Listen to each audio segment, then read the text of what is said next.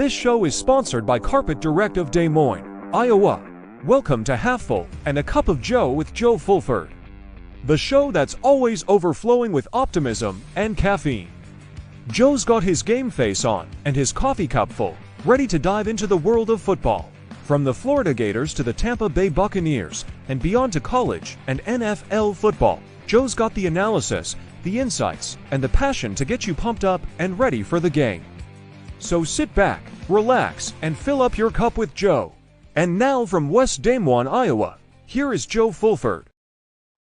Oh, yes, ladies and gentlemen, it is the time that we all have been waiting for. College football right around the corner, and yes, we are so excited. We are fired up. We are ready to go. We've got our Gator gang intact, and we're going to talk a lot about the Florida Gators tonight because, quite frankly, there's not much to talk about with the NFL. They're resting. They got the 48-man, 52-man roster plus the practice squads already set up. No new surprises from the teams, at least for the Buccaneers. But I'm not sure about around the league. But we may discuss that a little bit later on. Glad you could join me on this edition of Half Full and Cup of Joe. It's the first weekend of full action of college football. Of course, we had a game last week over in Dublin, Ireland, which was quite interesting in itself. And I think the guys that we bring on may have something to say about that. Coach Joe Horn, he'll join me in a little bit. We're talking about the Gators and what to expect of the season. Lauren Meadows also will join me a little bit later on, as we kind of focus on the Gators and everything that's happening with college football in itself.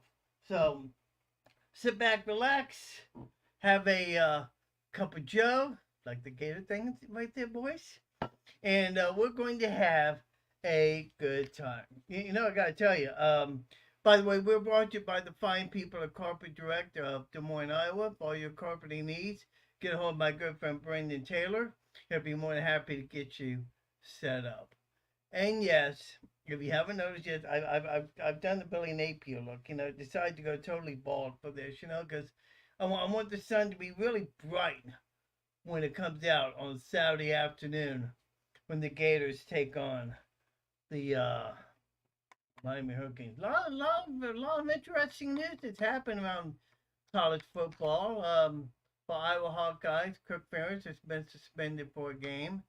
Admittedly, for something stupid I don't think he should have been suspended for, but what do I know? Other than that, no other big college football news. Of course, all the talk about Deion Sanders. I'm sorry, but I do not see a lot in Deion Sanders. I really don't. I don't understand what the gist is about him. I really don't understand what the gist is about this guy here. It's a guy that hasn't been on my show in a while. He's back, better than ever, rested, and ready to make some things happen here. Let's see here. Oh, hang on here, buddy boy. There we go. So, as I said, Lauren Meadows will join me on here in just a couple of minutes here, and we're going to wait on him. And then Coach Joe Horn, who you know from Gator Gang, has joined me before. He'll be joining me again here in just a few minutes. In fact, let's kind of like do a preview as we bring him on. You're in the bright sunshine state of Florida, right? Is the sun shining, or is that some dark clouds overhead? It's a little bit cloudy here, Joe. It's a little cloudy here. We had some rain come through, some afternoon thunderstorms here in the North Florida. Yeah.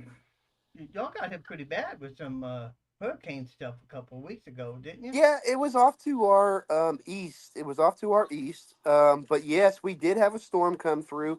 Luckily, it was a beautiful day here, but off to our east, and we're in Tallahassee. They got a little worse over in the Big Bend. Yeah. Wow, amazing. Good to see you again. We'll talk I about know. you and what's been happening with you. Bobby Alexander, also some Gator Gang. He may join us a little bit later on. We're not sure. So if I put you in the corner, just understand because we have another guest joining me here. Completely understand, Joe. Completely understand. Might be joining me a little bit later on. So we've been talking about it for months and months and months, and now we're just a little bit less than 48 hours from the kickoff. Florida, Miami, the swamp, 92,000 strong, and I gotta tell you, I cannot be more excited. Joe, I'm livid for this game. This is the game right here that you have Florida and Miami in the swamp rivalry games. Florida's doing a whiteout. Miami's trolling Florida. They're saying they're going to wear all white jerseys. Go ahead because it ain't going to matter. We are still going to be loud in the swamp, and it's going to play a factor. It is going to play a factor, and Florida's going to do really good in the swamp Saturday. Talk about we'll get into the game. We will we'll get into we'll get into game details a little bit later on, positions and what have you. But talk about the mood up in Gainesville. What's been going on outside the realm of the building, from a fan perspective, the talk that you hear about. I mean, are they really upset with Billy Napier, or is this just outside noise that we are hearing? I think the Florida fans obviously have huge expectations, right? So I think, you know, yeah, maybe with some of the record, I think that there may be some concerns with Billy Napier, but I also feel like they think they have their guy because he can recruit, he's bringing in guys that's able to do what they need to do. And I think Florida's going to be one of the most underrated teams in the country this year. I really do. So yeah, okay, there may be some talk from some people here and there because they're not used to seeing, this slower offense maybe. But Billy Napier, I think he's got a good head on his shoulders, and he's going to do well. He can't go 4-7 this year or something like that. But I do think that with the schedule that we have set up, there's an opportunity for Billy Napier to set the statement, especially with this first game. We look back. We look back when the season began. We always we always felt like that. you know, when the schedule came out, it was like, oh my God, look at this schedule. Labeled as probably the toughest schedule in all of college football, and it Yeah. was like, oh man, this is not gonna be a good year. But amazing how minds have changed because now everybody's like, okay, we can be 7-0 as we head to the Georgia game. hmm Crazy. Yeah, there's no doubt in my mind that we could be 7-0 going into the Georgia game. I mean, there's tough games on the schedule, and we really need to see what happens Saturday. But there's speed on the offense, there's speed at the wide receiver position. You probably have one of the best quarterbacks in the SEC coming back in percentage completion passes. It's whether or not our defense can kind of step up, but Florida's in a situation now where they could really be that dark horse going into the SEC. And we really have to see what happens Saturday. But if the defense can step up, there's no doubt in my mind that Graham Mertz will do what he needs to do and make points on that board. Dale Horn of Gator Gang on Facebook joining me on this edition of Half Full of Cup of Joe, sponsored by Fine People at Corporate Direct. I look at this team and I look at Graham Mertz, and I see nothing but a guy with a positive attitude, a guy with a positive mindset, a guy that, you know, really and truthfully determined to put his stamp on his legacy here at Florida. And the conversations that you've had up there in Gainesville, I mean, are the fans standing behind Graham Mertz? Do they believe that he's the guy? I don't know, not to lead us to the promised land, but to lead us out of the losing ways that Gators have fans have known for the past few years. More so this year than last year. Last year, the Gator fans were kind of grumbling. They were saying Graham Mertz isn't going to be the guy. He just isn't going to be the guy. He was in Wisconsin. His, he didn't really win the games that needed to be win. But this year, I feel like the Gator fans, or at least most of them, have kind of changed more. Like, okay, Graham Mertz can make the passes that need to be passed. He's smart enough to get sustainable drives. He can score points. Why not? And then you have to add the factor in that we have a freshman quarterback with Lagway. I really have the feel. I really do have the feel of the sense that the fans in the Gainesville, Chris Leak, Tim Tebow, Chris Leak, Tim Tebow, with Mertz and Lagway. There's no doubt in my mind that you're going to have that feel this year as we go along. I didn't. Kind of funny you mentioned about Chris Leak and Jim Tebow. I mean that's. I didn't even bother to catch that, but yeah, you're right. I mean, with the 1-2 combination, I think it would be proven to be a plus for this team. But honestly and truthfully, I don't see Lagway playing much this year. I see Lagway playing in situations where goal and one, fourth and one, the third and one, and maybe there's some sprinkle in, play action pass. I do see Lagway getting some playing time in certain situations. I really No, do. but I think to playing time, but I think the fans, if the fans expect Lagway to play a whole bunch, I think they're going to get their hopes dashed because this offense is clearly Graham Mertz's to Oh, run, plain and simple. 100% Grand Mertz, but you got to think of Tim Tebow. He didn't play a ton of snaps until that national championship game against Ohio State, but when he did, he was effective, and I think that's where you see him. I don't think you see Lagway in every drive or every game, but I do think you see him in certain situations. One of the things that has been, when it happened, I thought to myself, whoa, there has to be a lot of problems. Um, Travis Etienne, no, Trevor Etienne, who decides to up and run and leave the the Florida Gators and decide to go to Georgia. What can you tell me the story behind that? What do you know about that? I can't speculate on everything. What I can tell you is that obviously, you know, ETN was having some issues. He wanted to go to a program that maybe could probably put him into a better situation, but um, it is what it is, and I don't know all the details with that. He's made his decision. Obviously, there's been some trouble off the field at Georgia, and so now that decision maybe is kind of questionable, where he wasn't getting in that much trouble at University of Florida. So I don't know. I don't know the whole story, but what I will tell you is that regardless of whether he's at Georgia or not, we still have a really good running back room, and I think that we're going to be able to Oh, do what we need to do. and big news that came out this week: Montrell Johnson, the running back for the Florida Gators, he will be playing the game Saturday night, Saturday afternoon, I should say, Yep. against the Florida Gators. Take us around Gainesville now.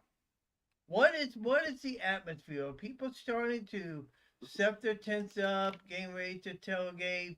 Kind of like a Daytona 500 type of deal. You get there 4 days early and tailgate. I mean, is that Yeah. the scene around Gainesville country? So I mean, people ain't going to start tailgating until Saturday morning, but it's going to be very early in the morning, Joe. It's going to be very early in the morning. I'm talking 4, 5 o'clock a.m. in the morning, and it's going to be all the way to game day or game time, and it's just Gainesville is one of the best tailgating atmospheres. Well, I I know. tailgate. I love tailgating. I have the tailgater trailer, and it's just one of the things that we do. And there's no doubt in my mind that Gainesville and the hype is ready. We are ready to bring on Miami in the swamp. And one of the things that Dale will not alleviate you is the fact that every single home game throughout the course of the season is now sold out, folks. Yeah. Every single game is sold out throughout the course of the season, and so now you start to to say to yourself, you know what? Maybe Napier's starting to get the hang of it. Maybe he's starting to get the feel of things. So He's the two and here's the thing.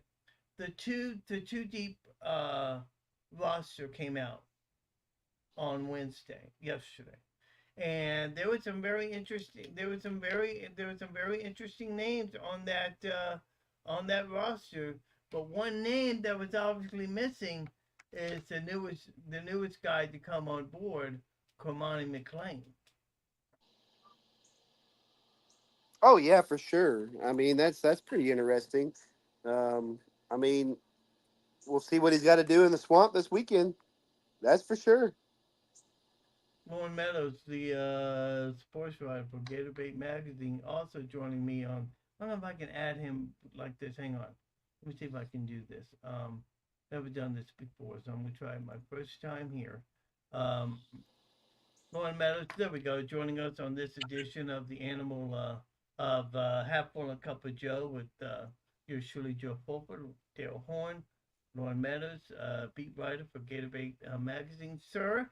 Always a pleasure to make my acquaintance. I bow down to you. I bow down to you, sir. You know. Oh nah, don't even start that. I just happy to be here, man. Anytime I can get on and talk ball with you is a good thing. So less than 48 hours from kicking this thing off, man, and we got some big time matchups tonight, and should be fun. And I mean, it's here, man. It's here. We ready to roll.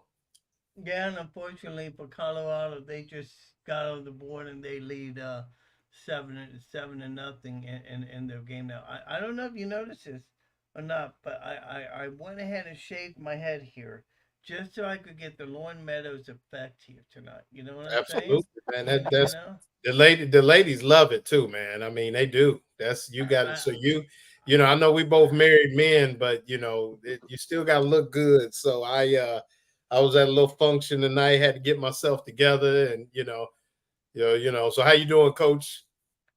I'm doing good. How are you? I'm hanging in there, man. What Good. who y'all got tomorrow night? We have Port St. Joe tomorrow night, and Okay, so that's who we have. And we're in the Panhandle of Florida here, so we got Port St. Joe. okay. They have you know, 16 state championships. So I told the guys, I said, look, you as a visitor, as a visiting team to that stadium, you walk through all of their state championships.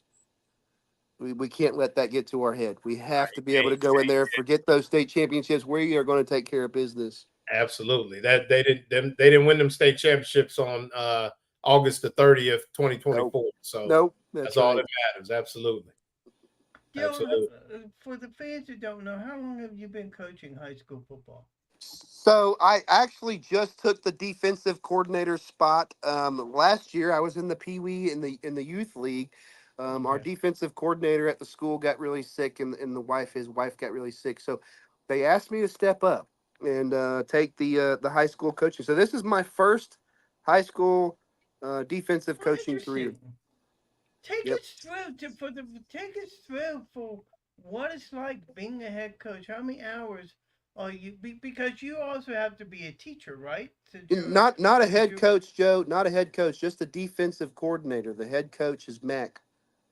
So so. I'm But what just a I'm saying is, defensive coordinator. as a coach, you also have to take on a teaching role. Am I right on that or no? Only the head coaches take on some type of role, but usually they take on like PE or gym or Okay, athletic things like that. So yes. that's interesting. Lauren, it's been quite an interesting week. We know now Montrell Johnson is going to be playing in the game on Saturday afternoon. You're Absolutely. there in you're there in Gainesville. You're covering this team as we get ready for this game on Saturday. What other things can you give us on an insight to? Well, I think it's a very confident football team, and I think it was interesting that you have Montrell Johnson coming back, but you also had a couple surprises on the depth chart. One was instead of Brandon Crenshaw Dixon starting at right tackle, you have Cam Waits, who will be making his first collegiate start after coming over with Billy from Louisiana. He was kind of a project player, somebody that they actually found at the AAU basketball tournament, and he's going to be starting at right tackle against arguably one of the best pass rushing combos in the ACC. So it's going to be interesting to see how that works out. And then Big Desmond Watson was listed as a starter for the Hurricane. I mean, for the Gators, excuse me. And right there in the wheelhouse again. So I mean, you talk about Big Dez. A lot's been made about his weight and some of that stuff. But I mean, to his benefit, he got his body together and seems to be in a really good place. So, kudos for him. I mean, I don't know how many plays he's going to be to run and get after it, but he definitely earned a starting spot. So I think I can't remember if he's starting for Caleb Bakes or Cam Jackson, but I mean they're going to face a furious pass rush with Ruben Bain and C.J. Clark, who came over from NC State, and Francisco Mauigoa, who had 7.5 sacks as a middle linebacker. So they bring him a lot. And, it's going to be interesting. But getting Montrell will help with that because I think we talked about it on the last show. It's not as much as toting it. A lot of these guys been carrying the football literally since they were playing for Coach Darrell in the Pee Wee leagues. I mean, they know how to tote it. But it's that pickup, that blitz pickup, understanding protections, recognizing fronts that really make a difference. Guys like Coach Darrell draw up all those exotic blitzes to try to confuse those guys. And you got to have a guy that's been there, seen it all. I mean, Montrell Johnson, now in his 4th year in Coach Napier's offense, having him, I mean, in a lot of ways, they would almost be smarter to play him. I mean, I don't know how limited it'll be, but on passing downs, that's where he'll play the most, I think, as opposed to him necessarily toting the ball because of his experience and his ability, not just experience, but he also has the ability and does pretty well at stepping up and thumping those guys when they come. So, the Ruben Bain Jr., Austin Barber / Cam Waits, kind of battle. That was one of my matchups that I talked about in my article. And, it's going to be interesting. I mean, it's going to be an interesting day. I mean, Florida has done a lot to shore up some of the miscues, whether it be on special teams. They got the twister mat out there now, but they also have the 2 analysts and Brady and Crouch now on the field, and they can be active during the game coaching now. So it's going to be interesting to see what type of team shows up for sure.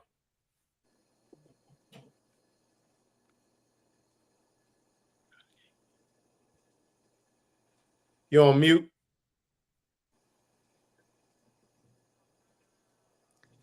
Sorry about that. Yes, I Yeah. was on mute. I apologize.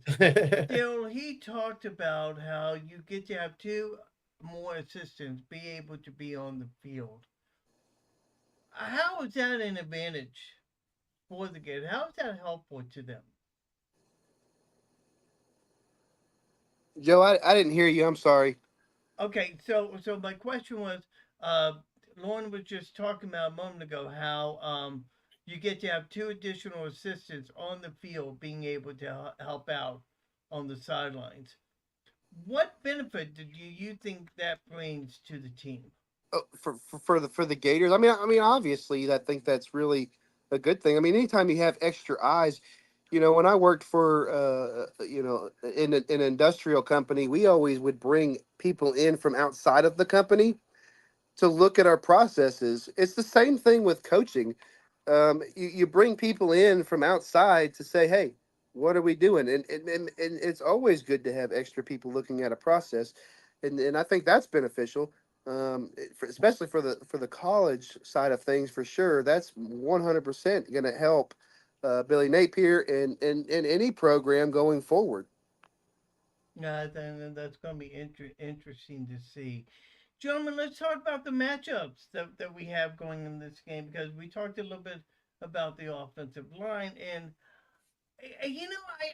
I got to thinking, that for the first time in a very long time, Florida has a group of good offensive linemen, and I know the key aspect of this, good backups to contribute to this team, something that they have not had in a while.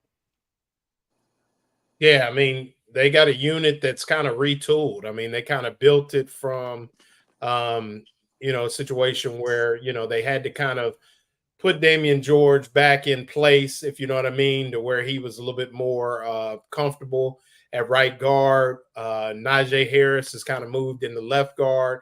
Austin Barber is healthy. And then, like you said, you got a guy like Cam Waits, Brandon Crenshaw Dixon, who can play both spots. From what I understand, Cam Waits can play a little right guard as well if he has to. So, I think they have anywhere between 6 to 7 guys. They brought in a gentleman from young man from Arkansas, transferred in that can also, I think, play some guard and tackle. Okay, his name escapes me right now, but yes, they are a deeper, more experienced, kind of level-headed unit in the offensive line. And I think when you talk about matchups, though, you're talking about a football team that only created 7 turnovers a season ago. That's the big thing. I think if you go back and look at the sample size of games from the offense a year ago, if they just play average defense, they probably win 8 ball games. But Yeah. 7 turnovers ain't gonna get it. And I mean, a secondary. We talking about the University of Florida secondary that only had 3 interceptions. So when you look at the matchups, I think it's more about Cam Ward and receivers like Xavier Restrepo and his ability to work the middle and get in the seams and things like that. Are they going to be able to get the stops when they need to get the stops? I think they'll be okay offensively. I think with a healthy Austin Barber, Montrell Johnson back, Trayon Webb, I think a bevy of underrated receivers. I mean, you got a guy like Billy Gonzalez coaching them. Florida always has good receivers. They always show up. I mean, Yeah, they they got do. Elijah Badger, they got Chimera DK, they got your boy Trey Wilson. I know you're a Yeah. big Trey Wilson guy, Joe. Oh With yes. Aiden Mizell, you throw in Arliss Boardingham, Hayden Hanson. I mean, you got those guys, but will this unit on defense be able to get the stops they need? Now you have the addition of a guy like Asa Turner, who is familiar with Cam Ward, played him twice in the Apple Cup when Washington played Washington State, and Ward struggled.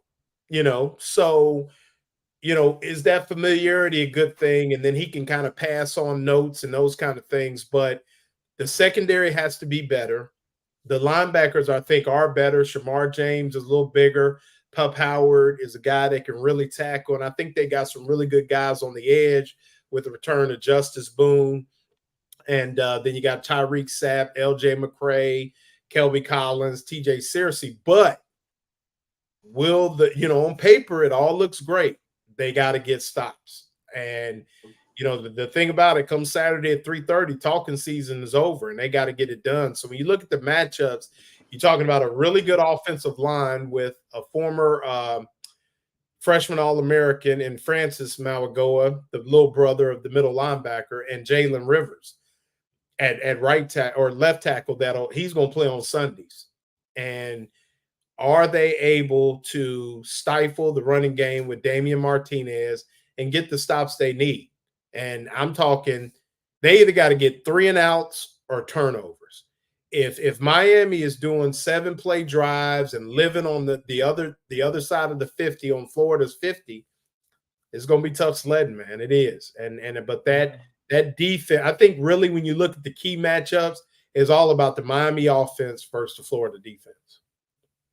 I know you gotta take off here in just a couple of minutes here, but I would be missed if I didn't ask you about what happened last Saturday in Dublin when those mighty Seminoles fell at the hands of Georgia Tech, and I'm watching the game, and look, I can't stand Florida State. Daryl, you can't stand Florida State. Lauren, you can't stand Florida State. At least I hope so. But anyways, but Yes.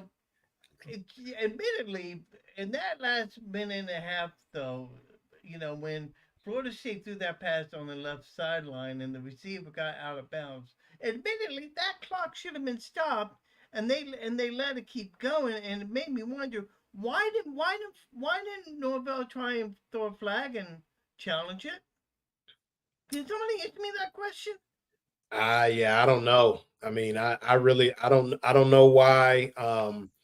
You know, I think that I mean that's a microcosm of that whole day with them. I mean, something just wasn't right. And I mean, man, Georgia Tech was game, and you know, I mean, and Coach Darrell could tell you. I mean, it's almost like a team. You know, it's almost like they had them. And I think one of the things that's lost on this is there's a lot of tape in the ACC on DJ Uiagalelei. He was there before. So Yeah. it wasn't like, so a lot of people talk and I think they knew what worked, but also they were able to really get out there and outflank the Florida State defense. I mean, they, with some of the eye candy they were throwing at them, and that really stressed the eye discipline of that Florida State defense, and they didn't tackle well. And I mean, that's what happened. So, and then at the end of the game, like you said, with the clock management, I think sometime maybe it was jet lag, you playing, 6 hours ahead of time. I don't know, but it's like I it don't just, know. but you gotta, I mean, and like I said, I was one of those people that I did not think Florida State, even with Jordan Travis, was one of the top 4 teams last year. But like I told you last week, did they earn the opportunity to prove it? Sure, in a 12-team playoff, but they were not one of the top 4 teams. And I think that you saw them go out and pretty much lay down against Georgia, which speaks to the character of a football team. Because if you're a championship football team, even your backups is ready to go, number one. But number Well, you. two, I think that they may have a problem at quarterback. Oh And yeah, yeah, they do. and this is not, the ACC is not the 7-on-7 league that the Pac-12 was. Nope. They still play a little defense in the ACC, and under Brent Key, I mean, Georgia Tech in the last 2 years has become a pretty physical football team, and they brought it to them. So, you know, um, you did say that Colorado was up 7-0, right? No, no, They're North down Dakota 7. just no. There's 10-7 now. North Dakota Okay. just scored a minute ago. Okay, so same thing. Be careful what you wish for, because Yeah. Well, so it could be, you know, it's funny because it's going to lead me to my next question about the Colorado game, Deion Sanders, and his charisma is slipping pretty fast, especially when he criticizes publicly a reporter in his own state. I mean that's I don't think I've ever seen any. I don't think I ever saw Urban Meyer do anything like that. after winning 4 ball games. That's the other Yeah. thing. I mean, if I only won 4 ball games, I'm gonna be on my best behavior. But a friend of mine, when I was driving here to get on your show, a friend of mine brought up a good point. Dion still acts like he's playing. Great point. And I never really thought about it like that, but that is, and obviously they said that the reporter said some personal things and things like that, and you never want to make it personal. I mean, I think, No. as hard as I've been on Coach Napier and some of the things I've seen down here, I don't know him. And I think sometimes when you write things, people assume you don't like, they say, well, you don't like Billy. I don't know him. I don't know him personally, and everybody that I talk to really likes him. So as a person, I don't know him. But to Dion's favor is it just so the gentleman can come to the games, he can still be credentialed media, but he can't ask questions. And Yeah, I think it's the Denver Post, the most prominent newspaper in the entire state of Colorado. That is fine and dandy when you win 10, 11 games a year. When you win you don't 4, know. you can't, you got to be better. So, I mean, I have a lot of respect for Dion as a player. there are things that I've heard. I do have a friend whose son is starting nose guard, last name Cokes.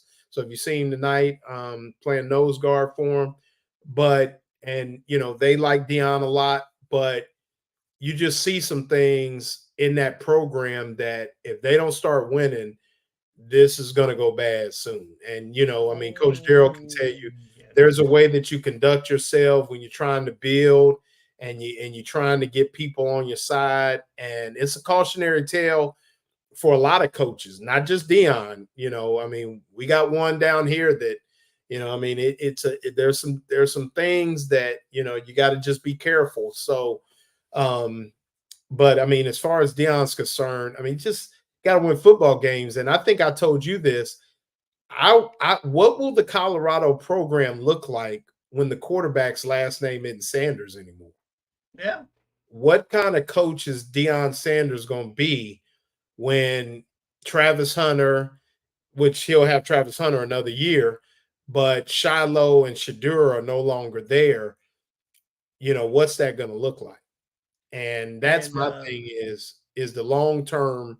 What's the long term play there? So well, Speed, well, just as you're talking about it, Colorado just threw a 70-yard TD reception to Jimmy Horn Jr. from Shadir Sanders, even as we that kid, speak. that Horn kid could play. That's Joe Horn's son. He could That's play. what I was going to add. So Yeah, that if that was he his could son, play. yeah, He okay, could play. wow. He's a baller. I That mean, kid, that kid could play a see, little bit. yeah, he can Yeah. play a little bit. I know you have to go, but real quick, your thoughts on Saturday and a prediction for the season, real quick. Whew. I got them at 7-5, only because track record shows they're gonna drop one, maybe two that they shouldn't. But I'm gonna go ahead and say that Cam Ward will struggle, not necessarily because of Swamp, because I think that's for someone who practices every day in South Florida. I think that might be a little overrated, so to speak, the heat and humidity.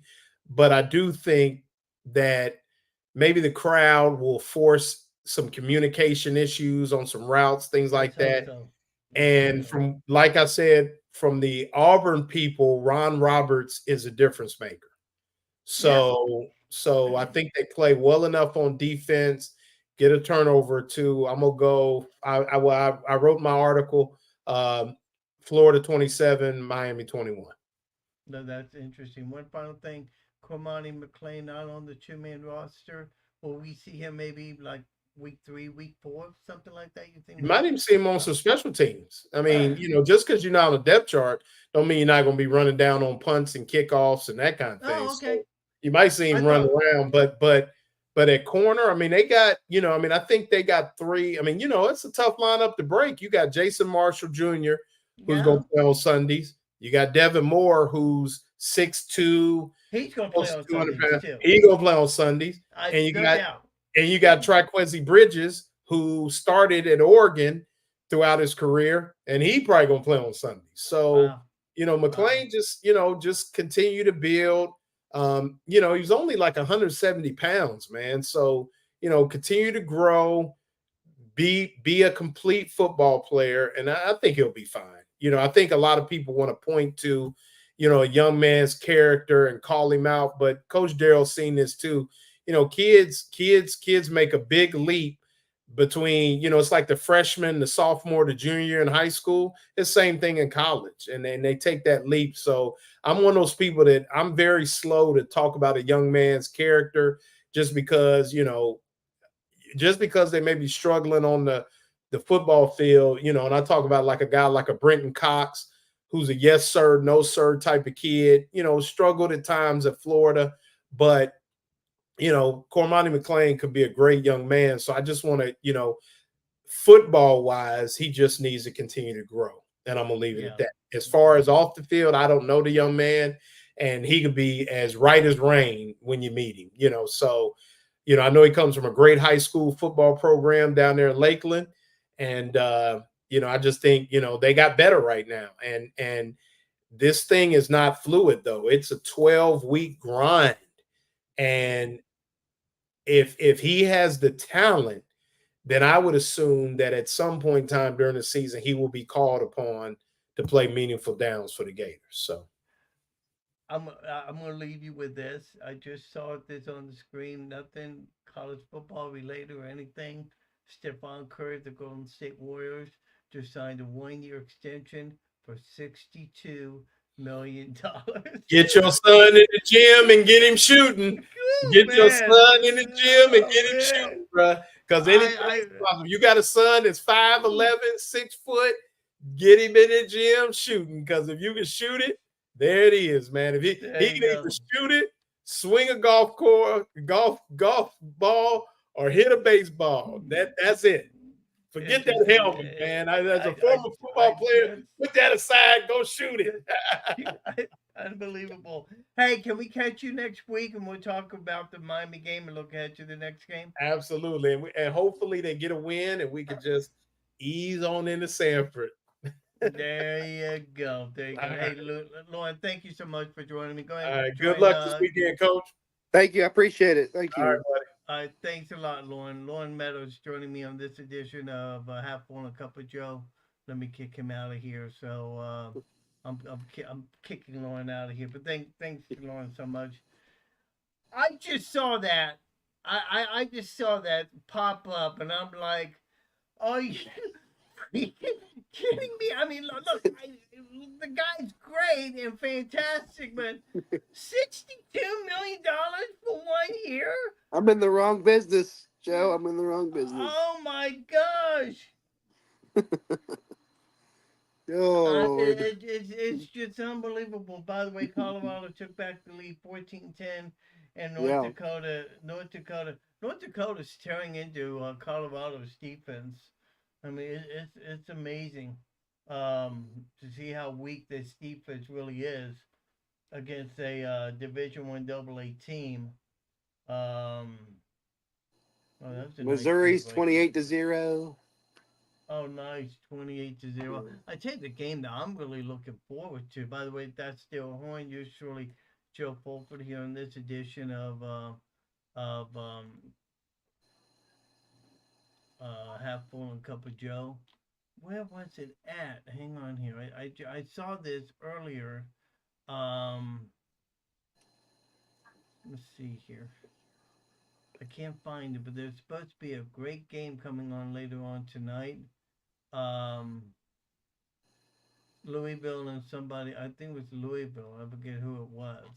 I saw it. I saw it earlier. But NC State's tied with Western Carolina.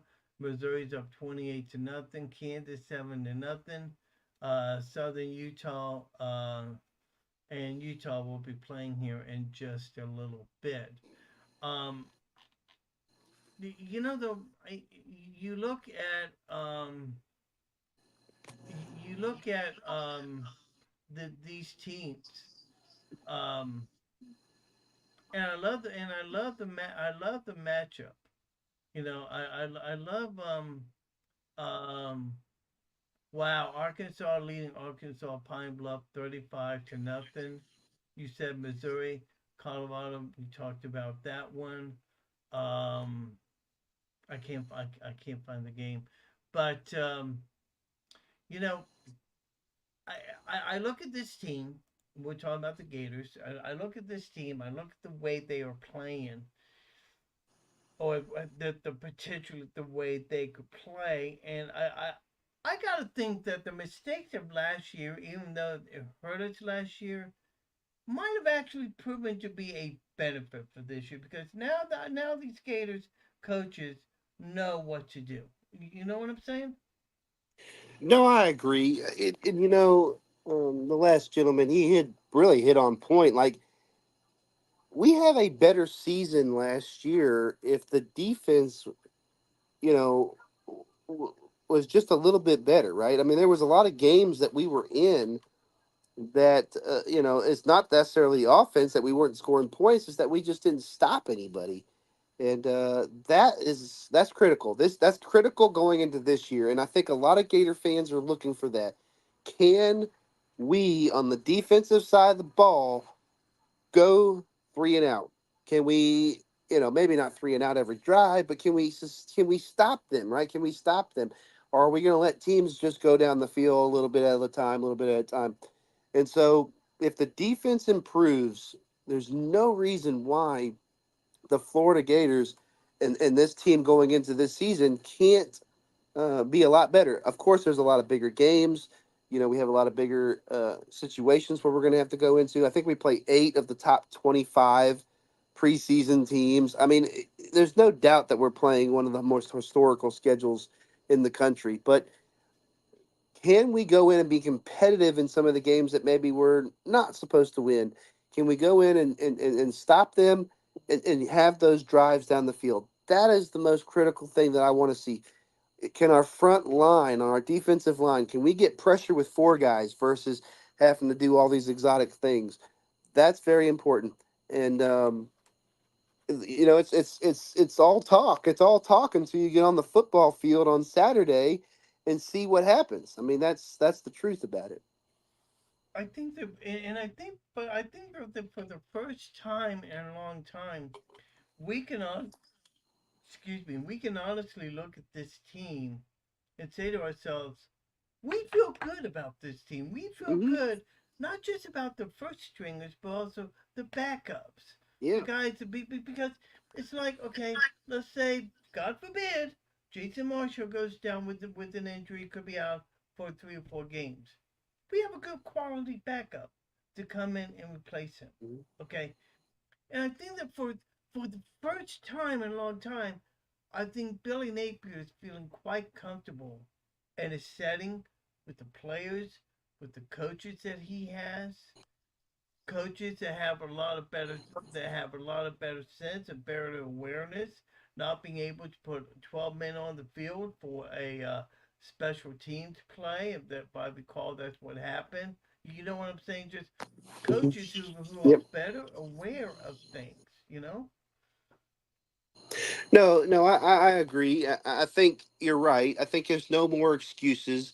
There's no more, hey, well, I have some of Dan Mullen's players. I think you're excited about the guys that you've brought in. I think there's some depth. I think there's some good transfer portal people, and I think we're ready to make that statement. And we need them to be able to do that. We need them as a fan base. We need them as a team to be able to make that statement. And it's been a long time where I can say, hey, if somebody goes down, we'll be able to replace that person. And I think we're there. I really do. And I think I'm the most confident this year going into this season as I've been in a long time. And I really feel like Florida's a very underrated team, and we're gonna find out Saturday what we have. We're gonna find You out hit Saturday. you hit the nail on the head a moment ago. You said this is Billy's team. And you're right. I mean, practically all of most, if not all of Dan Mullen's team is no longer with the team. I'll let you get to a better setting while I Yeah, talk here for a minute. I lost my look. Um, I think that for for this team, the Mullen era is gone. They're done with. They have put that behind. They put the Dan Mullen era finally behind them, and now can start focusing on what's happening. And for the first time, like we talked about, Dan Mullen has his guys finally in there, ready to do things that Dan Mullen wants to do. Trevor Etienne, Trevor, is Trevor how do you say his last name? Trevor Etienne. Trevor Etienne. Etienne. Okay, thank you. Trevor Etienne, he left the team, decided to go to Georgia, thinking he could find greener pastures. I think he's injured. I'm not sure about that, but still, from what I understand, they're not too happy with him at Georgia right now. No, they're not very happy, and I think it's more or less because of some of the off campus issues. Does he play?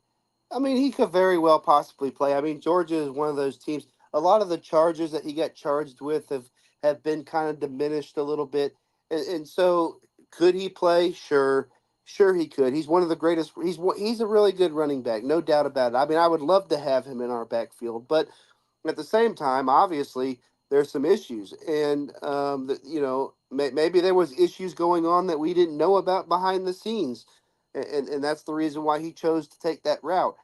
I have no idea, the details of all of that, but I will tell you this: is that he went to Georgia.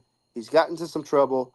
Will he play because of that trouble? We'll see. That's yet to be determined. He may not even play against Clemson, but there's not much behind him because the guy behind him is suffering from an injury. So you're going to the next running back that hasn't even played a college football down. So we'll have to see how that works out for Georgia. I'm sure they will play him. I mean, he's one of the better running backs in the country. There's no doubt about that. But I think he's got to work for it. I think he still has to work for it. I don't think Kirby Smart's just going to put him in the backfield as running back number one. Excuse me, Dale Horn joining me on this edition of Half Full Cup of Joe, sponsored by the fine people at Carpet Direct for all your carpeting needs in the West Des Moines, Iowa area. Give my good friend Benton Taylor a call. Be more happy to get you set up with some fine carpeting needs. I gotta give him a call as a matter of fact here shortly on that. Um, let's go around and talk about the SEC as a whole. Some teams that you think are going to be surprising this year. If there's any team I thought that might be surprising for this upcoming season, we know that Missouri's a pretty good team, but I kind of get the feeling that Auburn is going to be making some noise this year, one way or another. So yeah, I think Missouri is definitely a dark horse. I think you have Tennessee that you definitely have to watch for. He got a young quarterback, but he's very good. But let me tell you something, a team. Let me tell you a team that a lot of people are probably not going to really think about, but it's Old Miss and Lane Kiffin. They have a Yes, really good quarterback coming yes, in. They have a really, yes. really good quarterback coming in. I'm watching for them. I'm watching them. I want to see what they can do. You don't have Nick Saban anymore in Alabama. Not saying that they're not going to be great. They have great talent, but you still don't have Nick Saban. So I really want to see what Ole Miss is going to do with Lane Kiffin and that quarterback. I can't think of his name at the time, but Yeah, he's going to be a star and he's going to be somebody to watch for. And then obviously Tennessee. I think Tennessee and Missouri. But let's not forget about our Gators. I mean, let's see what Graham Mertz is going to do. I think Graham Mertz is going to do just fine. I think he's all fired up, and I think Graham Mertz wanted to play last week. I really do. Yeah. Oh, I think he is so fired up, and I don't know if I want to be scared or really feel good about it, but because you get all the hype that comes with it, it's like okay, you get so overexcited that you don't play as well as you want to play, and becomes yeah.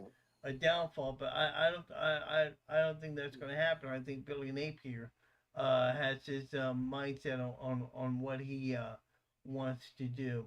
We talked about a couple of the changes. New coaches are going to be on the field. Quarterbacks now can have radio communication Hmm. with the coaches. How big of that would that? How big would that be? I think that's kind of huge. I mean, I think you take away the factor of the hand signals, the signs, and I really think it's going to play a factor in home field advantage for teams because you look at the game in Ireland. I mean, that's not even a home field advantage. But Georgia Tech, the guy's on his helmet the entire time. He's looking around. So, is that going to play a factor when you go to Tennessee with 100,000 people, or you go to Texas, or you go to Alabama, or you come to the Swamp on Saturday? You only have till the 15-second mark, and then the mic is cut off. So then what do you do? So I think there's going to be some changes, and it's really interesting to see. I think you could see how it impacted the Georgia Tech and Florida State game, and we'll see as more games go on throughout the season how that plays a factor. But yeah, I do think it's going to play a factor this year. North Dakota just went up on Colorado. Now the game's That I now just over.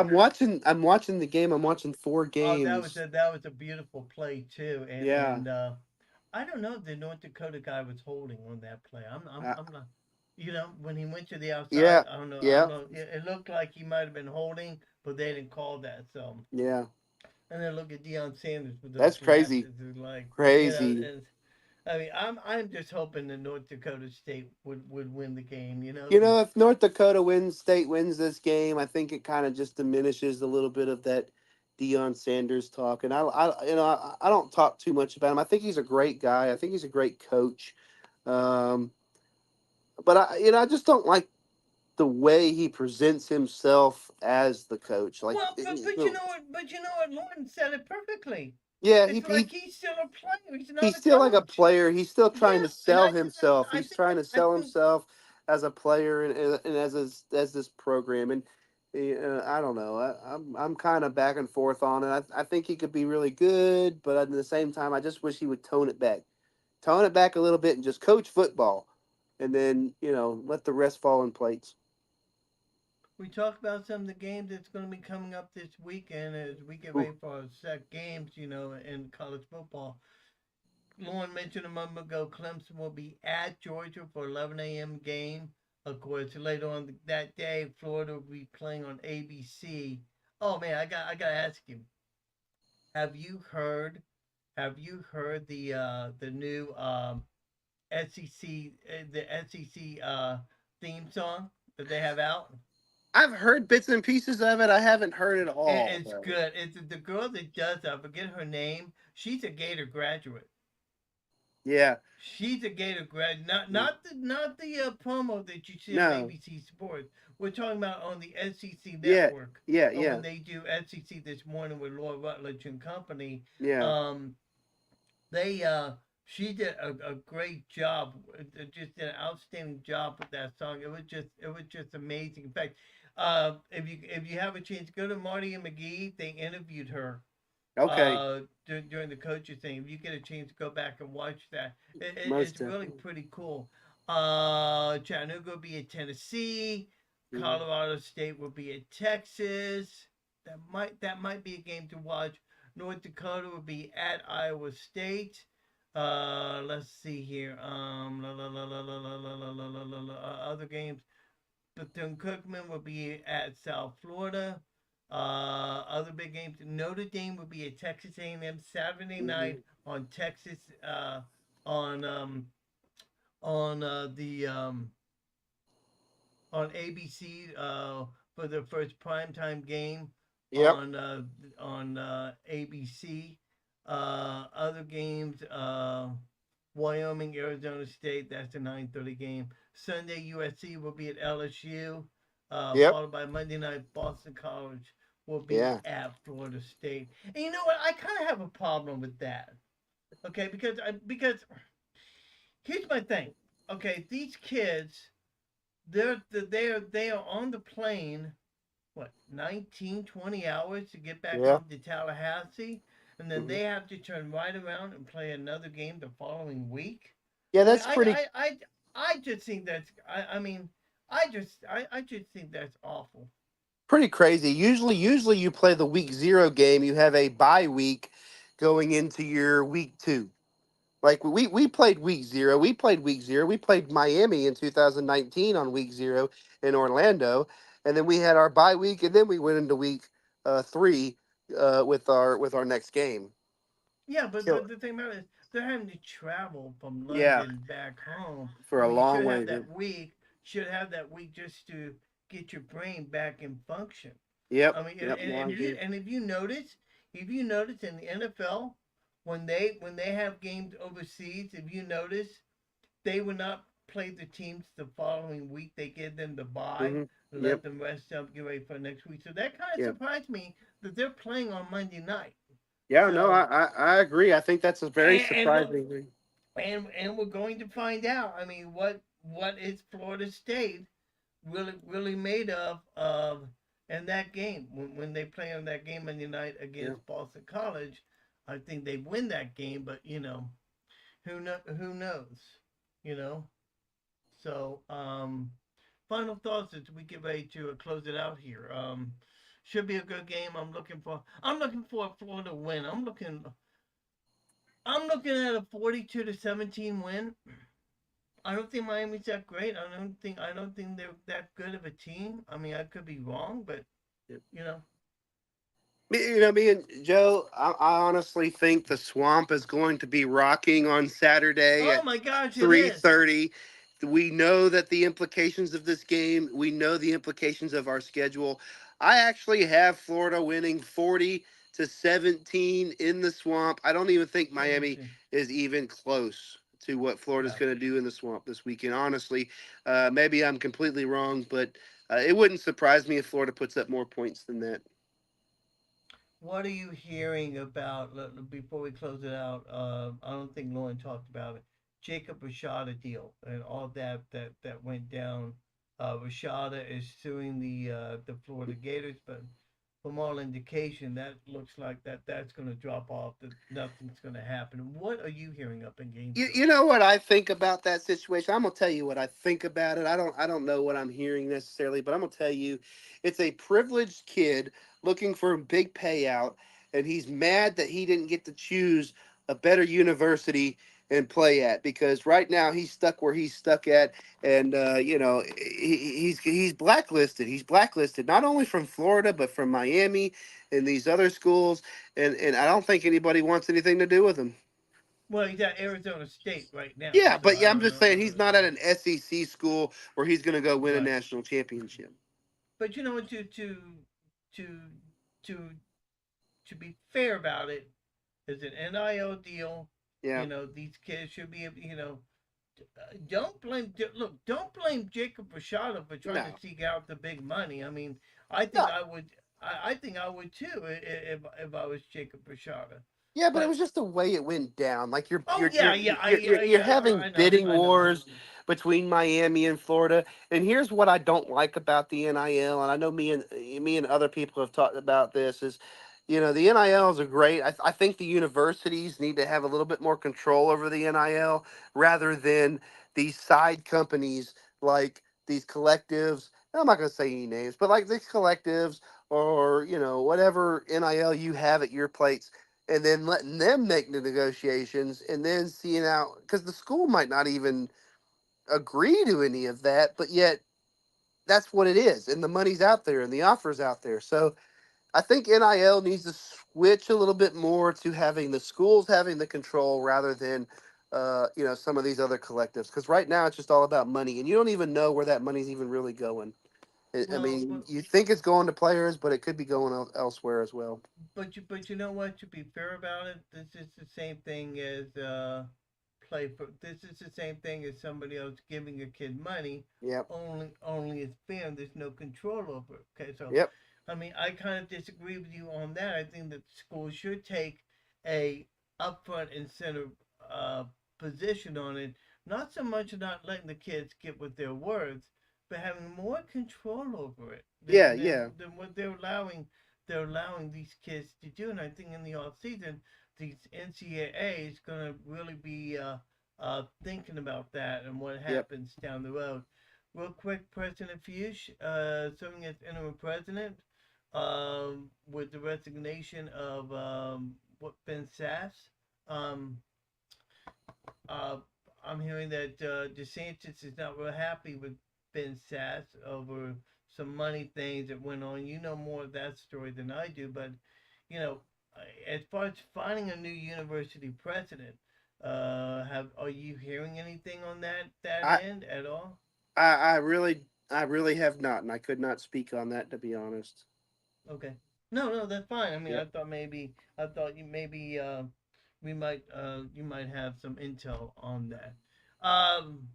42, you say 4017, I'm going to say 4217. Mhm. If you're able to come back next week, we'll discuss it in Do it. full.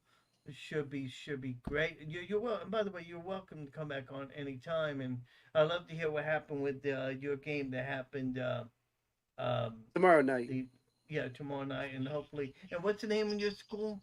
The Holmes Holmes County Blue Devils. Holmes County Blue Holmes Devils. County Blue Devils in Florida. So, where do you live in the Panhandle? I live just north of Panama City, Florida. So if you're Oh familiar with wow. Panama City, I live Yeah, north of yeah. Panama City. What Yep. city? What's the name of the city? Bonifay. Bonifay, Yeah, okay, Florida. yeah. I know. Okay, yeah, I know what that is. Yep. Okay, cool. That's it. Hey, buddy. thank you so much for Thank joining you. me. I appreciate it. And go grab yourself a beer on me, okay? All right. Hey, go Gators. Thank you, Go Joe. I get. appreciate it, buddy. Hey, you're welcome to come on anytime. All right, bud. All right, thank you very much, Coach Deal, joining me on this edition. Uh, Half Full and a Cup of Joe. Um, Colorado trying to score 6:44 remaining in the first half. So, uh, Gators, 2:30 p.m. in the afternoon. Should be a great game. We'll be back next Thursday to cover it. And also, it's going to be next week for the NFL. As the NFL will kick off, as the Kansas City Chiefs will be playing. At least I think they are. Boy, maybe I spoke too quick. Hang on. Because I would think that Kansas City will be kicking things off. Yeah, Baltimore at Kansas City on Thursday night on NBC. They'll be hoisting their Super Bowl flag and looking for a championship. Oh, and then on Friday, a rare game on Friday. Green Bay will be in Philadelphia, and that's in Sao Paulo. That's a 7:15 Central Time kickoff. You can see that game on Peacock. We'll discuss all the NFL action going on next week, all the news and notes that you would want to know about that. And of course, we'll review the Miami game, look ahead to the next opponent that they'll be facing, and other news around college football. My thanks to Dale Horn. My thanks to Lauren Meadows. Y'all make yourself a great weekend. And we'll see you next Thursday right here on Half Full and Cup of Joe. And and if your team loses, always look at things half full. Never look at things half empty. Until next week, yours truly saying so long. As I always like to say, it's great to be a Florida Gator. Good night, everybody. Thanks for joining Joe Fulford on Half Full and a Cup of Joe. Don't forget to tune in next time for more football talk, analysis, and fun. Follow us on social media to stay up to date on all things Half Full and a Cup of Joe. And remember, always keep your cup half full and your team spirit full. See you next time.